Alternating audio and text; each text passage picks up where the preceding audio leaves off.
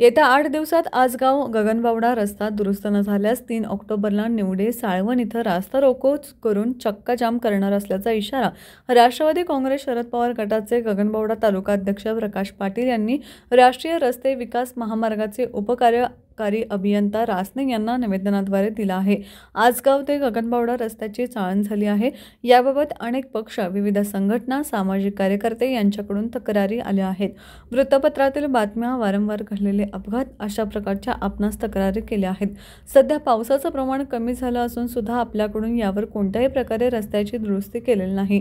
त्यामुळे कोल्हापूर ते गगनबावडा रस्त्यावरून प्रवास करणारे प्रवासी, वाहनधारकांचे होणारं नुकसान, आरोग्यासंदर्भात होणारं नुकसान, वारंवार होणारे अपघात याचं प्रमाण दिवसागणिक वाढलेलं आहे।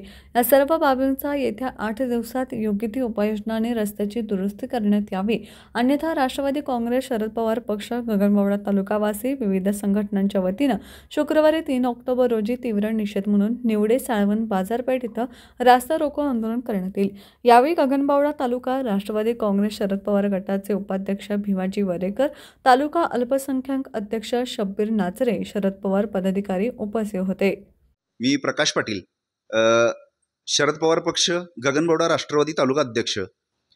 येत्या शुक्रवारी 3 ऑक्टोबर रोजी रस्त्याचं आसगाव ते गगनबावडा या ठिकाणापासूनचं जे खड्ड्याचं प्रचंड साम्राज्य आहे, पानंद रस्त्यासारखी अवस्था झालेली आहे। या विरोधात रस्ते विकास महामंडळ आणि रस्ते प्राधिकरण कोल्हापूर यांच्याकडे आम्ही निवेदन दिलेलं आहे की हा रस्ता वेळेत 8 दिवसात दुरुस्त करा, अन्यथा राष्ट्रवादी काँग्रेस पक्ष आणि सर्व सामाजिक कार्यकर्ते यांनी वेळोवेळी तक्रार देऊन देखील याच्याकडं बेदखल केलं जातं आहे।